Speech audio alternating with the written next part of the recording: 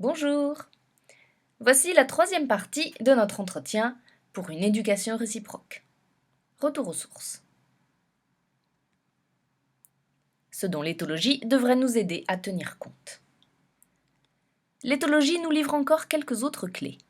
L'une de ces clés est un don étonnant des chiens pour le travail d'équipe. En réalité, la plupart des animaux sont capables d'agir collectivement pour un projet commun. Mais ce qui est plus rare, ce sont les actions communes conduites par des animaux d'espèces différentes. Et de ce point de vue, les loups restent remarquablement classés. Nous avons noté ailleurs l'étonnante complicité dans certaines régions du monde, démontrée pour des loups et des corbeaux, les seconds aidant les premiers dans leurs actions de chasse, puis assurant un rôle actif de veille pendant toute la durée des ripailles, les premiers laissant leurs guetteurs prendre toute la part du festin qui leur est dû. Cette capacité de relation interspécifique explique, nous l'avons déjà noté, plus que toute autre raison, le rapprochement progressif de nos deux espèces. Cette capacité d'agir en groupe entraîne un corollaire. Le chien est un excellent communicant. Il comprend, et pour peu qu'on sache lui prêter attention, il sait dire. Notez que certains chiens de certaines races manifestent au seul fait de communiquer avec nous un plaisir parfaitement évident. Nous comprendre, montrer qu'ils nous ont compris, découvrir que nous les comprenons, met beaucoup de sujets dans une sorte de transe. Ne cherchez pas ailleurs les raisons de l'extrême attention que tous les chiens de travail apportent à leur conducteur. Vouloir y voir autre chose, par exemple de la soumission, est un parfait contresens. On pourrait faire exactement la même remarque pour les chiens d'exposition. Et voilà tout le secret des très grands handlers, ceux qui obtiennent le maximum de presque tous les sujets qu'on leur confie. Ni domination, ni pouvoir mystérieux, mais seulement une remarquable aptitude à échanger avec les chiens, ce que ces derniers adorent toujours et dans tous les cas.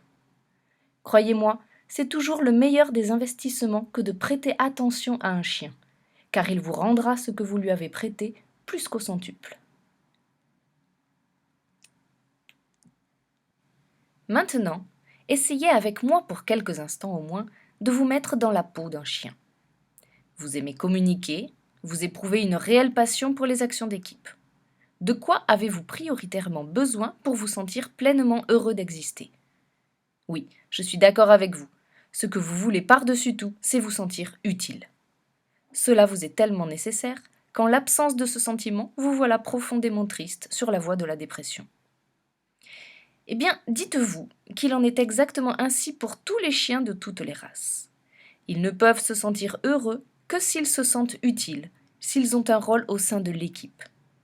Maintenant, je vous pose tout simplement cette question. Un rôle d'animal de compagnie peut-il vous donner un sentiment d'utilité ? Ce n'est pas complètement impossible pour certains caractères. Après tout, il y a bien chez nous des dames de compagnie qui se montrent heureuses de leur rôle. Mais cela peut-il correspondre à tous les caractères ? Personnellement, je n'en jurerais pas. Et voilà sans doute, madame, pourquoi votre loulou se montre si souvent insupportable. Éthologie ? Résumons ce dont nous sommes sûrs. Les loups sont des chasseurs, et un certain nombre de nos chiens le sont restés, manifestant pour cette activité une passion furieuse. La chasse est pour le chien une passion naturelle, au point que même les chiens non réellement chasseurs restent toujours plus ou moins des maraudeurs, adorant décoder dans leur environnement 1001 odeurs, indétectables pour les brutes que nous sommes. Certains loups ont pu aider des hommes dans leurs actions de chasse. Après tout, une lance ou une flèche sont tout de même plus efficaces pour finir une chasse, que même une collection de gros plus ou moins affamés. Rabattre les gibiers vers les humains tueurs, en espérant que ces derniers vous laissent votre part de butin, peut se considérer comme un calcul intelligent. Les chasseurs pouvaient se montrer plus ou moins reconnaissants, mais ils devaient tout de même, très certainement, se servir les premiers, laissant les loups attendre. En ce cas, ces derniers assuraient un rôle de sonnette, prévenant les humains du moindre passage suspect. Une véritable aubaine pour ces derniers, qui pouvaient ainsi ripailler tout à leur aise et tous ensemble, sans avoir le souci de désigner des guetteurs chargés de veiller à la protection du groupe. Ce rôle de sonnette, tous les chiens modernes en ont gardé le comportement vestige. Parfois pour notre satisfaction, souvent pour notre plus grande exaspération. Mais que ce soit dans un appartement, sous la tente ou dans le jardin, le chien qui détecte une présence étrangère a généralement le réflexe d'avertir. Et il ne peut se calmer que si l'on sait lui dire, parfois même assez fermement, que l'on a bien reçu le message. Par sélection, le réflexe sonnette s'est trouvé prolongé vers un comportement gardien, et ceci d'autant plus volontiers que le chien, comme le loup, sont territoriaux, c'est-à-dire qu'ils sont en général prêts à défendre avec détermination ce qu'ils considèrent comme leur territoire, tout comme ils se sentent mal à l'aise quand ils sont amenés à se déplacer sur un territoire qui n'est pas le leur.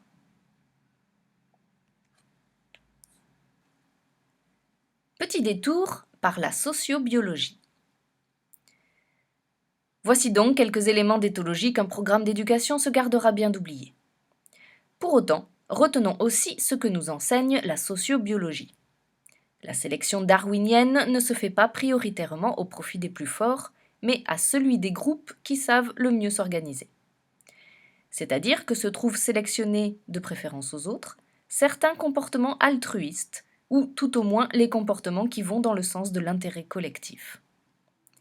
Le loup qui continue de sommeiller chez le chien, n'en déplaise à certains, conduit souvent ce dernier à privilégier des comportements qui vont dans le sens de l'intérêt du groupe auquel il juge appartenir, de préférence à des intérêts strictement égoïstes. Ceci renforce cette tendance que nous avons déjà découverte. Le chien n'est jamais si heureux que lorsqu'il a le sentiment d'apporter quelque chose au groupe. A contrario, un chien qui ne se sent pas investi d'une façon ou d'une autre d'une certaine forme de mission, de responsabilité, ne peut être en complète harmonie avec sa nature profonde. Donner une place, une fonction, un rôle au chien, voilà qui sera toujours beaucoup plus efficace que de prétendre le soumettre ou le dominer.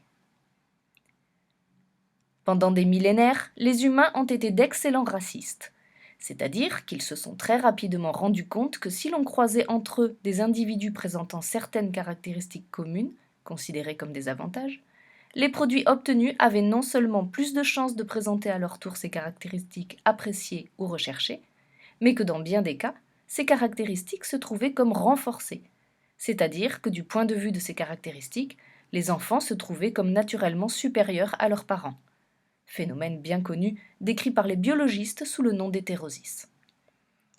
Et donc, pendant des millénaires, on a croisé entre eux les meilleurs chasseurs, mais aussi les meilleurs rapporteurs de gibier, ou encore les meilleurs gardiens, les sujets les plus aptes à guider les troupeaux sauvages, semi-sauvages, ou finalement domestiqués, et toutes sortes de spécialisations auxquelles souvent vous ne penseriez pas.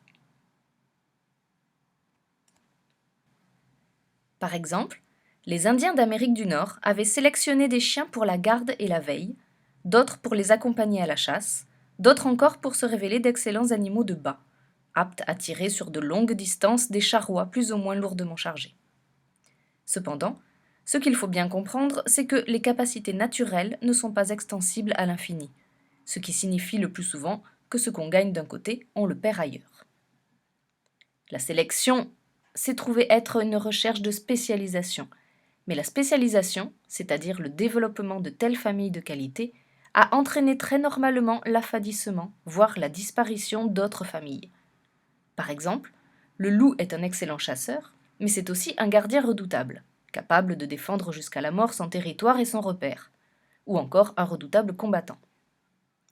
Le chien spécialisé a pu devenir un chasseur, parfois plus performant que son ancêtre, mais dans ce cas, et de manière très générale, il se révèle un gardien tout à fait médiocre, voire, dans la plupart des circonstances, totalement inutilisable pour ce type de compétences. De la même manière, les chiens dits de garde de défense sont rarement utilisables de manière efficace pour la chasse. La sélection a donc produit des patrimoines génétiques à la fois plus pointus, mais aussi considérablement rétrécis. Les croisements qualitatifs se sont trouvés très naturellement limités par les distances géographiques. Un très bon chien de chasse n'avait aucune chance de se trouver croisé avec une très bonne chienne de chasse qui ne fasse pas partie d'un univers géographique forcément limité. Et voilà qui a très naturellement conduit à la création de races. Une race étant constituée de spécialistes d'une même spécialité dans un espace géographique donné. Mais il est probable que les premiers sélectionneurs avaient fort peu le souci des apparences physiques et que la primauté était donnée aux performances comportementales. C'est dire qu'il y avait certes un appauvrissement des génomes, mais que cet appauvrissement était limité et n'avait rien d'irréversible. Le fait que depuis 150 ans environ, la sélection se fasse prioritairement sur les phénotypes, en fait sur les apparences physiques, négligeant plus ou moins la sélection des performances comportementales, entraîne des conséquences dont certaines ne peuvent manquer d'être inquiétantes. Mais là n'est pas notre propos du jour. Notre propos, c'est de reconnaître qu'un individu chien naît avec un potentiel de compétences plus ou moins déterminé et plus ou moins limité. Si l'on veut que le chien soit heureux, il faut lui offrir un environnement qui lui permette de le développer.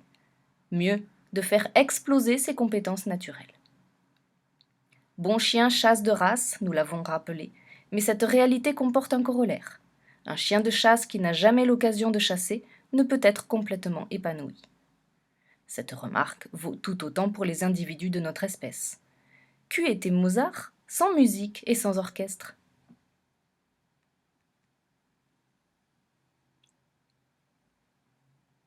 Merci pour votre attention. À bientôt.